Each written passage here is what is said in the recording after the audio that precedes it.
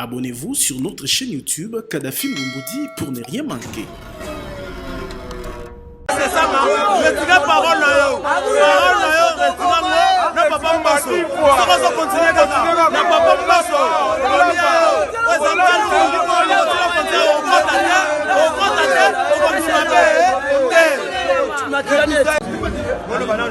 Monsieur Denis Sessanga, yo au fini président de l'Assemblée nationale, Papa Mbosso. Au boss ni ke kaluka oyo eza na maboko ya Papa Mbosso. Olobi ke oye meeting washi na kaluka. Okosela yo oye meeting na kaluka. Okosela yo te ba yo pe. Okonde oyo za kaluka yo kote la. Okoye ba place no kota. Solo sala meeting na kaluka.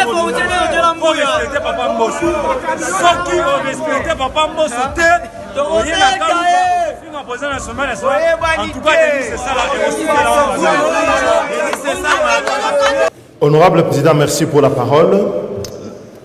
Je suis inquiet par une chose, c'est que lorsque on a les lois de finances d'un exercice à l'autre, on remarque qu'on a les mêmes lacunes, les mêmes résultats, les mêmes problèmes. Au final, rien ne change. Nous sommes devenus ici, et d'ailleurs votre intervention en début en disant est-ce que le débat était nécessaire, avait toute sa place parce que nous ressemblons de plus en plus à une religion morte où nous avons conservé les rites mais dans laquelle plus personne ne croit. À quoi est-ce que correspond un débat aujourd'hui qui est fondé sur un dogme en disant nous sommes l'autorité budgétaire? Quand nous regardons la loi de finances telle qu'elle est, elle révèle une chose, c'est que le gouvernement dans la phase d'exécution, la phase administrative, réécrit totalement la loi de finances. Je dis bien, réécrit à sa guise. Et ce que je trouve encore gravissime, c'est les réponses que l'on trouve dans le rapport et qui sont faites par le ministre des Finances. Parce que là, c'est un mélange de confusion à la page 6.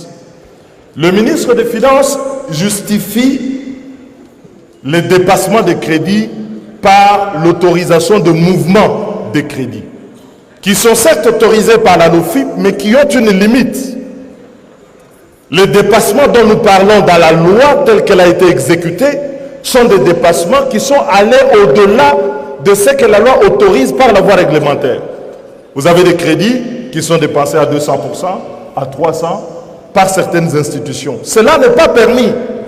Et quand vous regardez dans la loi, le ministre des Finances dit finalement l'autorisation du Parlement, elle n'est que formelle parce que le gouvernement a le droit par la voie réglementaire de modifier cela. Et il y a encore une grossièreté dans le rapport quand le ministre dit mais la loi de finances, la reddition de comptes équivaut à la loi de finances initiale. Mais non, la loi de finances initiale autorise, la reddition de comptes constate. On ne peut pas confondre les deux. Et il ne faut pas que dans la tête du gouvernement, il y ait cette idée que quand on a fait la loi, on l'a fait pour la forme, et eux, quand ils exécutent, ils font n'importe quoi. Je dis bien n'importe quoi. Ici, et le Parlement doit assumer son rôle, c'est de contrôler, mais c'est également sanctionner. Parce que, comme l'a dit le collègue Odiane tout à l'heure, on a l'impression que d'un exercice à l'autre, le Parlement est démuni.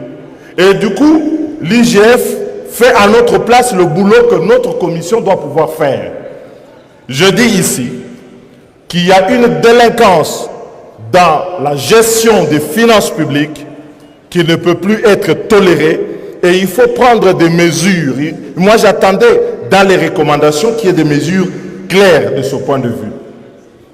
Le ministre des Finances ne peut pas nous égarer en disant que la situation est exceptionnelle. Elle ne l'est pas.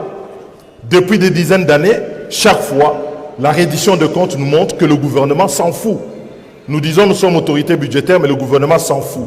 Donc la situation n'est pas exceptionnelle, c'est l'habitude. Mais il faut arrêter cette habitude. Elle est mauvaise et c'est une délinquance. Je dis bien une délinquance. Deuxième élément, ce que vous regardez sous les comptes spéciaux, qui est le lieu où une partie des recettes est affectée. Je vais terminer. Je vais terminer, mais laissez-moi poursuivre, Monsieur le Président. Ma fin, ouais. Ah oui, délinquant, ça veut dire... Ah oui.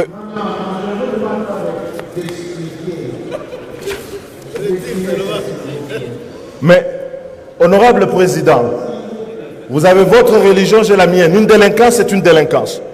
Une infraction, c'est de la délinquance.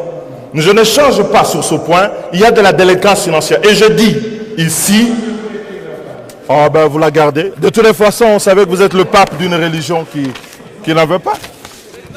Il y a violation des règles. Vous dites que vous retirez la parole. Vous négociez. Vous négociez la criminalité financière. Vous négociez la criminalité. Vous êtes ridicule. Vous êtes ridicule. Ah non, c'est vous qui êtes délinquant. Vous êtes délinquant, vous. Vous l'êtes, vous.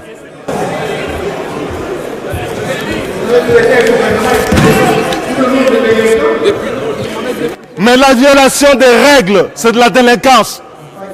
Mais le comble, c'est que vous ne vous rendez même pas compte. Vous êtes ridicule.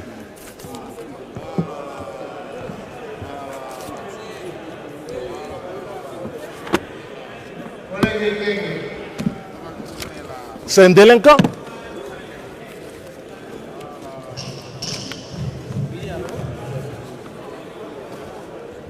Le fondé de cette intervention, c'est de dire que nous n'avons pas de loi de finances dans ce pays, que tout est fait dans la délinquance financière et dans une délinquance à col blanc de ceux qui gouvernent les institutions de la République et que le Parlement fait semblant de faire une loi de finances que les gouvernements détricotent derrière. Alors, dans ces conditions, le peuple congolais ne peut rien attendre d'un budget qui est voté dans ces conditions si on ne sanctionne pas ceux qui gouvernent et qui détournent les crédits qui sont alloués par le Parlement à des tâches d'intérêt collectif. Et vous voyez bien que ce Parlement, qui est devenu une religion avec un pape qui ne croit en rien, est un Parlement où le débat n'a pas lieu. Et il n'y a pas de débat. Vous voyez bien qu'il n'y a pas de débat. Et on m'a retiré la parole sur le fait d'avoir dénoncé la délinquance des autorités publiques dans les détournements de fonds publics par rapport aux affectations qu'ils leur ont assignées dans le budget. Et ça, c'est d'une gravité extrême dans un pays qui se veut une démocratie où on dit que le Parlement exerce non seulement le pouvoir d'autoriser les crédits, mais aussi d'en contrôler l'usage. Le président de l'Assemblée nationale qui n'était pas d'accord avec votre réaction vous a traité des délinquants. C'est un voyou. Mbosso, c'est un voyou. Abonnez-vous sur notre chaîne YouTube Kadhafi Mboumoudi pour ne rien manquer. Pona mboka na biso tokola la pongite pona bolamu ya Congo RDC tokokanga lisu te ezali détermination etindi biso kotanela tongo awa na chantier ezwami na commune ya Kintambo wapi GKC ezali kotonga ndako ya munene mulai ya 4 niveaux et il y a plus de 280 mètres carrés. Tolobaki toko assister na ba travaux ya coulage à plancher ndeti wuta 20 heures tokomaki awa elongo na Fabrice équipe na biso kino lelo tozali déjà je crois 11 heures parce que tokuta na ba contrainte ya bambula o ebeti de 4 heures à 8 heures ou 9 heures donc ba re ya musala isalemaki tolobaki tokotalisa bino misala boni groupe Kin Construction ezali ko exceller ezali ko lakisa ko sala ba démonstration en termes ya qualité puis ya professionnalisme dans le travail tokoloba mingi te tolanda musala ndenge babandi kino bakomi na suka nanzela ba explication il y a ingénieur BTP Patrick Wazali Bongo directeur technique bien entendu après Yebomo Messano Tozwaka archi héritier Wazali patron ya collège ya architecte ya groupe Kin Construction mbote bipai bozuli bakwa kolanda biso tolanda muke musala kitoko o isalemi ya pambate bakule dalle bakule béton bakule plancher ezali vraiment intéressant ya ko découvrir elongo na biso. Abonnez-vous sur notre chaîne YouTube Kadhafi Mboumoudi pour ne rien manquer. Pona mboka na biso tokola la pongite pona bolamu ya Congo RDC tokokanga lisu te ezali détermination etindi biso kotanela tongo awa na chantier ezwami na commune ya Kintambo wapi GKC ezali kotonga ndako ya munene mulai ya 4 niveaux et il y a plus de 280 mètres carrés. Tolobaki toko assisté na ba travaux ya coulage à plancher ndeti uta 20 heures tokomaki awa elongo na Fabrice équipe na biso kino lelo tozali déjà je crois 11 heures parce que tokuta na ba contrainte ya bambula o ebeti de 4 heures à 8 heures ou 9 heures donc ba re ya musala isalemaki tolobaki tokotalisa bino misala boni groupe Kin Construction ezali ko exceller ezali ko lakisa ko sala ba démonstration en termes ya qualité puis ya professionnalisme dans le travail tokoloba mingi te tolanda musala ndenge babandi kino bakomi na suka nanzela ba explication il y a ingénieur BTP Patrick Wazali Bongo directeur technique bien entendu après yebo mo meseno tozwaka archi héritier Wazali patron ya collège ya architecte ya groupe Kin Construction mbote bipai bozuli bakwa kolanda biso tolanda muke musala kitoko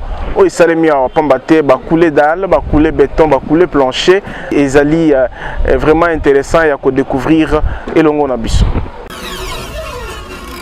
Abonnez-vous sur notre chaîne YouTube Kadhafi Mumbudi pour ne rien manquer. Ingénieur Patrick GKC Ndenka Trobaka Musala ezali kokoba mbote o meka ko présenter biso place tozwami pe musala ni nesili ko salama awa poto komona ndako ya munene puis botongi yango coin ate espace botiki te na kati ya parcelle oyo meka muke ko expliquer biso tozali wapi.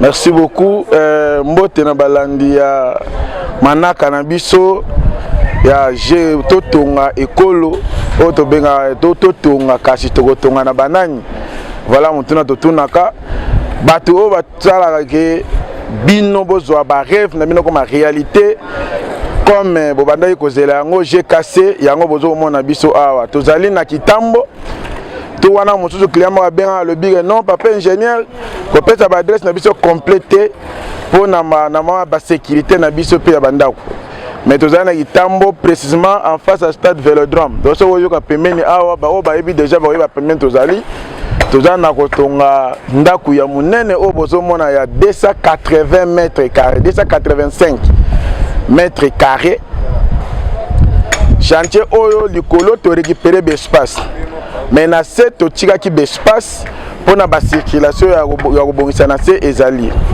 yango wana moni ke nous tonga ngo R+4 donc rez-de-chaussée plus 3 étages donc plus 4 étages. Quatrième étage vous avez la toiture terrasse ngam mususunde to tia toiture normale. Voilà la situation ya isika tozalele. Alors bouti au sala coulage à plancher biso to komaki awa na 20 heures bozala ki déjà en pleine activité pour nani bolinga ki ko sala wana butu. Bon tango ozala ki na direct na meko flasher ke bandeko o bazala na mikili o ya Melika o bazala na écart ya air belé na biso basenga ki biso soki tokoki pe kosala live direct moko na butu po balandela biso ba image ba mona comment lokola mama na ngama lobaka banana botama na yeko mona escalier na matanzoka bakulaka bongo donc basenga yeto sala bango na butu po bango pe ba vivre réalité wana balali te ba mona ngo ya moni ke to décalaki yango pour na faciliter pe ba client nyonso po totalement kaka te na Congo ou bien na ba pays où c'est la même air totalement dans ba monde mobimba donc ba o ba difficulté à air ba senga biso sala ngo butu po bango be na air na bango voilà bito sala ki yango na butu d'abord yango wana. Alors que na Kinshasa na Congo généralement misala na butu elle a déconseillé par rapport à insécurité par rapport à manque d'électricité par rapport à ba raison et belé mais bozu quand même risque wana alors que étape bozoko sala selon l'explication na yo il y a l'autre fois ezali étape délicat et puis très importante par rapport à Moussala Nabino mais bosali quand même. Bon ce moment temps ba chinois ba na Congo na bandeli na époque ya Zaïre babandaki kokule badale na plancher na bango na butu po toyiba technologie na bango te. Deuxièmement, soki tosalaki mpe na butu mingi puisque 280 mètres carrés ezali plancher ya munene. Na butu mwa fraîcheur ezali mo eza muke tozo ko utiliser to moni ezali na ba projecteur par-ci par-là puisque tozo aki ba précaution nyonso avant to bi ke to couler na butu tozo sala musala nini. Donc oyo eza fondation à deuxième ndako ezo mata. Donc en réalité so to le bien en logique ezali fondation. Soko tali ba dimension ba poutre ko sandi ba no ba poutre oyo peneza conforme na misala o biso tozo salela yo moni ke to joaki ba précaution nyonso te ko sala ngo butu bato bazo kama. Deuxièmement pour na accès à route surtout sala ki on a moyi tozo chape ma difficulté moke na ba voisin o bazo lekana mituka na ba moni ke toza awa poto sungana to gêner circulation te to faciliter pe na bato o basenga ye batala biso yango mona ke no to préféraki to sala ngo ndenge tozo ko loba ake na butu. Alors, namoni bosali butu kino na ba 4 heures mbula est menacé et ngai personnellement nazalaki un peu dérangé moralement kotala ba effort o ezali fourni mbula ya kobebisa, mais ce que j'ai constaté en vous, on dirait mbula pa na bino ezalaki logote.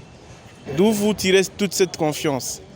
Bon, eza mo mesanu na biso na koyeba musala. Mo mesanu na noté me koyeba musala période oyo chaque fois n'expliquera. Un très bon ingénieur tout ça la musala selon période. Tant que na saison sèche, na yeba ndeni na kokuler dali na plancher na ngai pona bike wana mbule ko déranger ngate. Tant na période ya mbula, il faut na prendre ba précaution parce que bis mbule ya kana na timbula lo monike na météo mbule zala kité. Maintenant na biso na Congo to consulter et là biso lelo mbule kozala teti tongo mais à partir à 12 h journée ko changer ndenge météo la biso lobby météo subitement na ba 4 h mbule beti vite ba déjà to couler na période pluvieuse to tchaki ba accélérateur ya prise. Donc on a zolo ba bande ko ingénieur ba yebi yango bazola na biso na manaka o ba lo non ingénieur wana pena azo respecter loko nzenza mbuyamba kitoko ba expliquer que na IBTP to tche ba accélérateur ya prise pour être toujours couler toujours umelater béton na biso ezo sala prise ezo kauka au moni yo moko moni mbula munene beti ezala ya mukete TV zali radio te filmer au darisa batou plancher après mbula beti abiso en pleinement travaux toujours na couler plancher na biso momoni ke tant le banga ki na biso to banga yango te toza na elikia pe na mayele to sala ki okomona résultat nango. Voilà les retombées oyo balobaka résultat ya misala na biso yo moko moni après mbula po bana poto mi balobaka na ba congolais mususu ngana ke tongana elanga na mbula na bebisa dali na ngai na kulabo mbula beta dali nyonso epanza na bandela musala zéro biso to lobi ezala na période mbula ezonoka lelo lobi kuna to sala musala na biso malamu ezala na elanga to sala musala malamu preuve yango bozo ko vivre. Donc mbula enoki biso na musala bomoni peke ezana place te na zongeli o boba sima koto o mona dali na biso zali kaka yenge bene na norme ya construction kolonda kwa banga ki na poto atindile ki na ye kendo ko vérifier boyebsinga mbula enoki ebele na butu leki na ye awa bando sekalobi bozali bandoki mbula enoki dale bebite dale zaka ndenge bokwa ata mbula enoki te na ebisaki ye musala ezali na bakolo nango biso pe niveau to yekola musala biso yango tozo lakisa na ba client. Donc na olobaki baye bazolinga kotonga bandako biso to na saison te to na période te moment zo makoki na yo ezo sunga yo profiter au salango pe. Voilà et là on a ko répondre na point wana na constater ba voisin bazo bima bazotala mais ndako yo etonga mimbangu combien de temps bozui poto koma na étape oyo? Bon eloko wana na sire ozali témoin oculaire na de lobarabiso accompagnera biso toujours na ba misala to sala kapo o la kisapole na batu oyo to sala misala chantier oyo tangu to sala ngo kolona nga biso be souci na ye ezali décembre batu bakota na rez-de-chaussée na lobi ndako immeuble nyonso mais bâtiment nyonso mais rez-de-chaussée appartement o ezana se ba ya fêter décembre à partir ba le 25 ezala déjà ya kosila po bato ba côté za la prêt ya ko recevoir bato ngana biso te répondre que tozali capable to bandi implantation azali na bandaku il faut kobuka il faut démolir il faut sa démolition mais ça ezali ki belé ato bandi le 7 septembre implantation à chantier car implantation à chantier zo biso 6 jours longola 6 jours longola ba dimanche longola ba jour o bambule bando beta mike calculer combien de temps to sali mais to sali musala na lombangu kaka te mais na précision ozomona yo moko tala ba section ba colonne eza a bato musu bazo kamwa donc so mona ba voisin bazo bien ba non ezana ba congolais ba sala lokola ba chinois lokola ba robot zozo comprendre équipe oyote baza ndenge nini ex ministre mo lega ki na bututa to couler to kotanga komota benga singa papa ozali a féliciter na leki awa po ayaka awa pemene awa ezana mwa camarade na ya kotala na leki awa bozana ko tracer ezana na septembre lelo tozana octobre pour couler plancher oyo mécanisme ni no mettre en place pour couler plancher pe ndaku ya munene boy imagine de oza 280 et quelques mètres carrés to la kisi bango que non ezali planning na biso il y a des plannings to respecter rango il y a des plannings ezora moi retard pour le financement, le mois retard. Mais ce qui tout le monde est client crédible, voilà, il comme ça on a profité au loba. Ce qui est client crédible. Place où comme yo katana, c'est comme les entreprises, ils ont ma coquille à avancer, yo oya kozonga na sima, aussi c'est la biso moi mike na biso kotika la. Ce qui est crédible impôt, les lots ezana bana poto oyo bazali na ba congolais o bazala pena, kotosa maloba na bango ezali na bango ata vivre na mundele mbula kama azaka ka congolais oya yanke ya escroc ya kokosaka bato mais ba oyo bazala ba crédible ba mona rapé oyo ingénieur je vais na kotindelo mbongo dans 10 jours. On m'appelle 10 jours à Tindi, yo au préfinancier déjà pour gagner temps.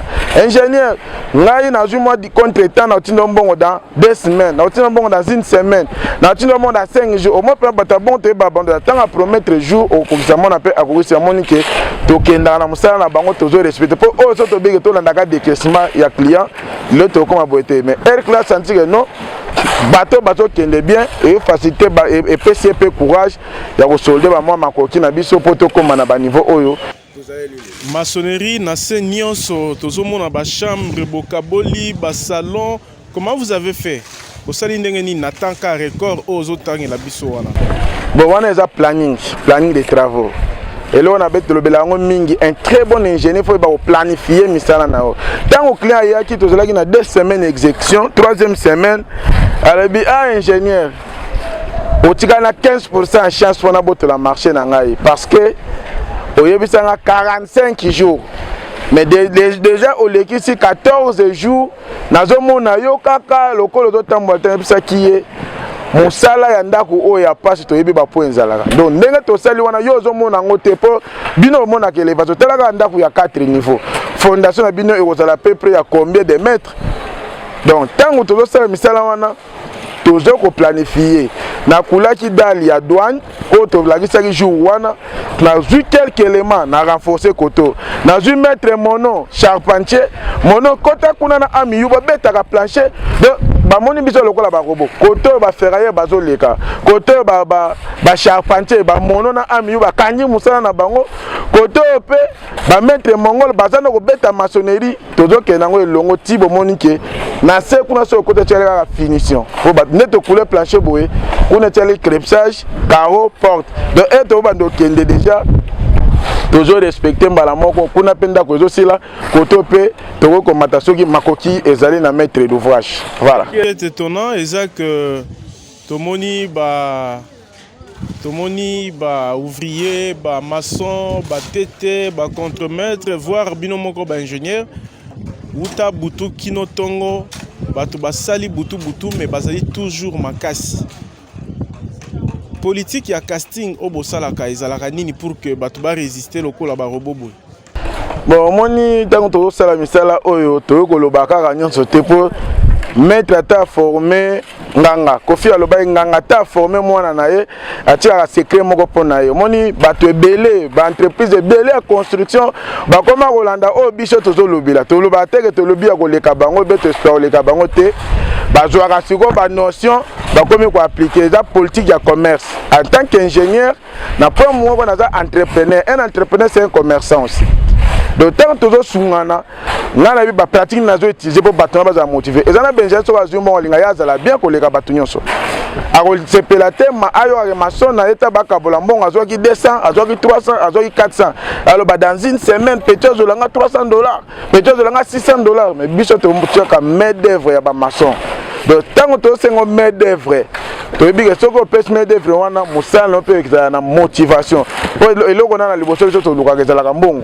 De ce moment là tout bazar, ma casse si tu as la bâtonnière, na architecte bala la balalité. Pour la bien que non, tant que chantier zali main d'œuvre pesa qui 3000.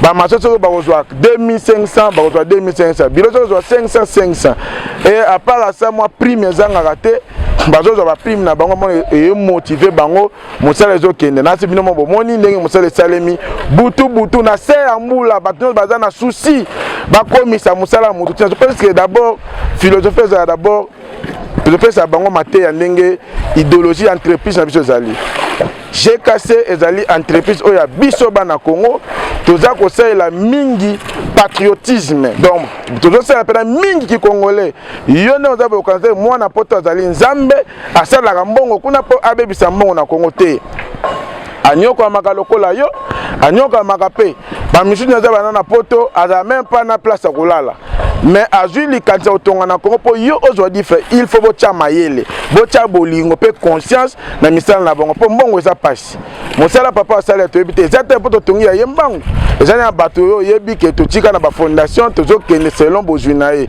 soki ozana mbongo na lebi ke tuna na posa ya ndaku na ngai e matambango tozali capable osala ngombango so za pe na makoki te osonga ndaku mbango olio ke no jalonnement lokola fie na ngamo abenga lebi nazo banga yo po kenda mbango na bise mbango ezalaka demande ya client ezana client azala mbongo na lingi ndaku nesila cha ba locataire e banda ko produire biso za business net za boy o ezanda kuteke alongoli famille na poto bayo fa na Congo te azosala ngo maison ya kufutela na bato za ba appartement eza 3 appartements par plancher multiplié par nombre de planchers to komata omoni ke da étage to zo mata likolo so ezali 4 azali na 12 appartements. Na 12 appartements à Kitambo, 2 chambres de salon cuisine et aux alavos. Tu as machine te mena lobango pour na pesa ba o ba sala rappel cop na poto be rotonga na Congo ça avantage. À cause en até par plancher ko toucher $1,500 ou plus. Ce qui a tienda on na ba norme ya construction ndenge to tonga to na tir na finition ba to futa ndako ba futa ba $400, ba 500, ba $600. Donc tant que tu as $600 multiplié par 12 ndako. Donc ça a plus de $4,000 chaque fin du mois sans taxe na Congo de la lango ba taxe moko ya mike donc au senti par moment que ozo travailler ozo zo bénéfice côté na poto ozo luka kayu côté na Congo mbongo ezo kota na compte ozo sunga okomi susu na Congo tonga bandako mususu omona epesa mo courage voilà ba secret poto lien ko bolana bande ko na biso na mikili ya poto ba o bana ba mbandaka po na na Équateur okomona pena commerçant na Équateur za mbongo ne belé. Mais vu qu'il y a un intérieur, moi, ma limitation, moi, ma vision. Mais c'est moi, ma candidature, malamu, au moment où ingénieur Fongolanga, banana tonganda qu'on a qui n'a mon appel, maman na commerce, malgré ben dans la forme, pour le moment, il y a bilo qu'on a retraite, attends à quoi il y a raté. Très bien. Voilà, garantie ni bozo repé ça parce que tout le monde bato mususu ba ko ba banda kwa ngo ya étage botonga après 3 ans et quoi et au répondre bandeko na répondre bino loko moko chaque mutazana musala na ye o nzambe o ye ayekola na di kabona nzambe apesa na mokili ya kosala tozana ba immeuble a banane époque coloniale ti lelo ekoya te bat basala ngo ba maçon kutu ba besoin ba yaki na komba zala ba maçon et plus fort besoin de tangeli moi passe pesa baninga o ba keno kwesa ba immeuble bozo yoka et d'abord un client so landi historique client pesi ndaku niveau moko po amona ke makoki na kosuka na niveau moko ingénieur pe na calcule bien mutatongela ke ndaku asali calcule à niveau moko tango ke kuna azali na kobeta kayo ba fute 1000 euros azui kayo à 5000 euros aboule mbala moko ndenge comme à 3 niveaux au lieu à luka besper ba kene ba sala contre expertise ba comment ko renforcer ndako matoko mona ye akosepela a matsandako tango zo matsandako abengani ingénieur ba retomana yaka mais kombo yo kende ingénieur mtako saki ndako musu ezali misala benjena biso bazo sala amibenga ka ingénieur nzoka za contremaître yo me pesi non musala na yo a contremaître na yo ya mbenga ingénieur atongana ba wendo omone meti ma papa masenga masana nga atongana epoka ba wendo na biso ezalaki epoka béton précontraint toi na ba état limite toi na ba record donc to changer technologie ya musala na biso tozo tangela ngo soko tali il faut tala armature te tu wana to keno tala ndako mo R+4 bon wani R+1 pona nini bazoaki ba ingénieur fantôme masomo mbenga contremaître ba pese chantier atele ba bar oyo atali ayebi comment ko calculer charge ndako te ayebi comment ko exposer ko classer ba mabende te ba poutre te asali ndako na sentiment biato ngwana ba ko esa bandako bato ba na base ya obengisa bato ndako etage ko ya mais oyo biso to yebike ngai na kokufa bana nanga ba kokufa kolo ndako kokufa ndako ne kotika loba acha bato da salite ba ko utiliser ndako te ba ndobe bisande mais sinon ndako oyo azana garantie plan ndako nyonso esala voilà et koleka ba 100 ans soki bato bazofanda bazali très propre puis ndenge to sali ndako oyo ezama sécurité soko tali ozomona ba poutre eza awa ba colonne eza awa ozo sentir que non musala pena ezo sala ma norme ezate musala ba bricolaire te na se soko tali ezali parking ya munene likolo et comme appartement pourquoi to pesa e conseil parking puisque lelo mutu na posa somba moi keti moi voiture moi jeep moi boye ata moi voiture pour na déplacement et ba problème sur ça nango yango wana banda ko mingi mutazo tonga azo ba teke il faut ko prévoir parking na se yazana posa tonza tout c'est likolo no ba partenaire to PCP conseil vi aza mutu azana écoute ayoki omoni ke na se to tiki parking to ti appartement moko to bomi des appartements likolo siko to ton selenda kunaye ndenga sengaki omoni ke moi biloko wana ezala très important ko yoke l'ingénieur ko tika boyebi po lo muso ba mabiso ya boyebi ozo tongo zo expliquer mutu ozo linga expliquer théorie o ya monaka o yebi te pourquoi c'est ça le vrai problème pourquoi ba utiliser qui x pourquoi ba utiliser a ou y voilà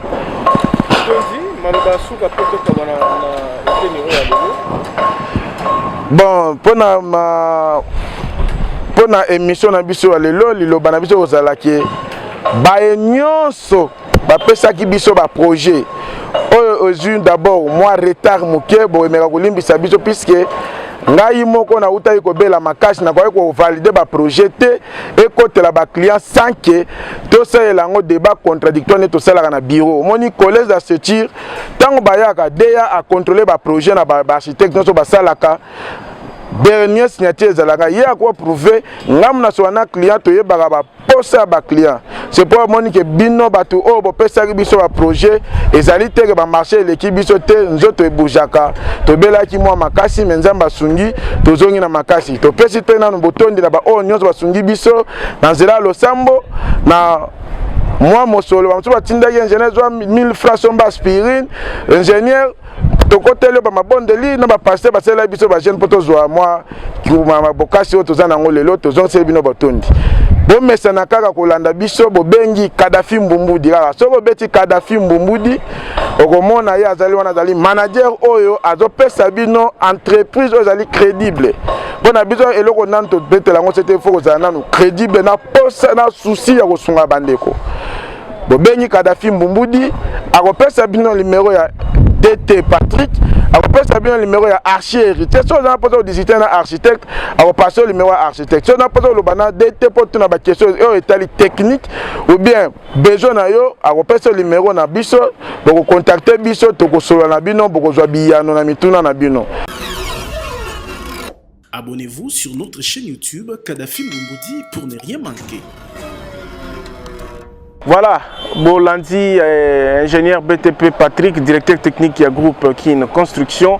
ndenge ameki mukie komanyola mpona kosembola mpenza boni mosala ezali kosalema mpo lolenge kani bakoki koservir yo moto ozali na besoin ya kotonga na Kinshasa, ya kotonga na Congo, makoki to main d'œuvre ya qualité bozali na yango, expertise pe expérience ezali pamba te kozwa makoki ya kotonga bandako déjà ya minene boye epesameli moto nyonso te.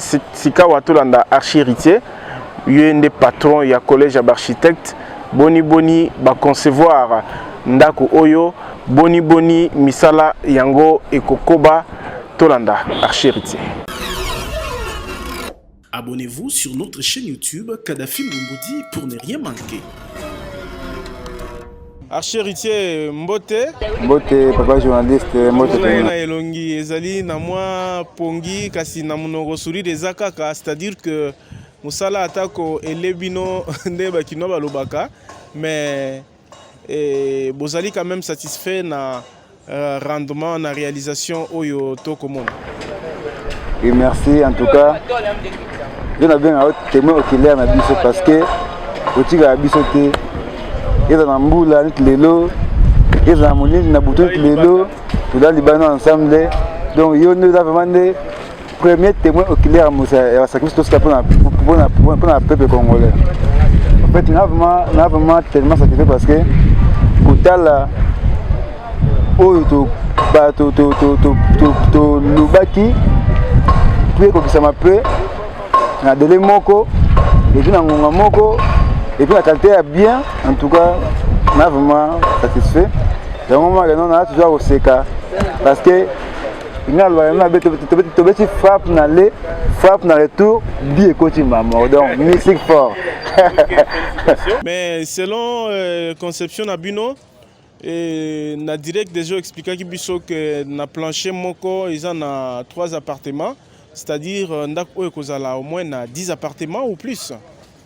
Oui, tu as 10 appartements na ndako oyo, tu as un grand parking, tu as plus ou moins 10 véhicules. Puis tu as une petite terrasse, Nicolo. Donc, nous sommes vraiment préparés. Donc, si on va dans ndako oyo, on a difficulté comme ça on va mosala ndenge ezali kotambola tomoni bolalisi ba ouvrier nyonso libanda puis bazali kaka kokoba ndeni bokosala na acharnement makasi boye. Non, eza acharnement te eza juste ndenge esengaki tosala mosala mpo neti awa baraison ezalaki ebele oyo tosali mosala na butu eza park te non toza mpo to 6 à 30 te tosala à terme moko eza na trafic makasi oyo circulation ya mituka eza ebele makasi toboyaki ke non lobi na journée e tosala mosala bato bazala déranger mpo na mosala na biso yango tolaki mie travailler na pourquoi la première comme ça tu travailles calmement sans tout être dérangé. Donc c'est presque ça et puis équipe nous sommes préparer na ngo non tout ça moi ça boutu pour tout la déranger te. Donc non même là on a déjà préparé na journée on a ya aussi là. De par votre conception bon exploiter le pan au boutique ata espace ya linzaka te. Pourquoi cela? Et le pan on respirer le pan on respirer toujours ils sont là tout cela de ça la té debi auto sala debi non le pan on ndako va difficulté dans mon côté parce que to fonga ben na biso na barikil ça appel d'air na biso est vraiment bien placé que non solide non et fonga mi donc ndako da bien arrière puis bien éclairé. Selon architecture yandako oyo parce que na rappelé qu'ozali patron il y a collège d'architecte il y a GKC ndeni bo disposer ndako oyo parce que na moni déjà na droite na yo gauche na ngai et voisin na bino déjà bozo étouffé ba fenêtre ba entrée d'air et bino bo gérer ngo ndenge nini pour que réalité yo bino bokuta na ngote. Tu travailles dans la conception de maison en bande. La maison en bande, donc maison en bande, attends la poto mona banda ko yebe kenda donc que on soit 1 km et dans l'espace de kanga c'est ça sur la maison on a et dans la façon de ça que non et respirer et puis ils a bien fonctionné donc biso à partir du concept on nous travail ah et la monta font la côté là pour monter et dans la biso donc pour monter pour les bosses à venir dans l'état et dans bon là si c'est un truc ouvert donc c'est bien de fouiller dans la biso. Voilà, merci Archi Héritier. Il va souka poto kabana internaute alors. Oui, en tout cas, na couper ça merci na ba partenaire sur efficace. Mais vous avez de bonne la biso ba lobby. To pese no toni makasi parce que pour la confiance na biso eza ils sont pour na biso.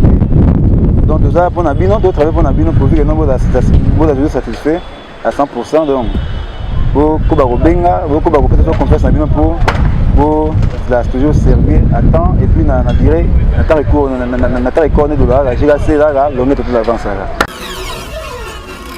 Abonnez-vous sur notre chaîne YouTube Kadhafi Mbudi pour ne rien manquer.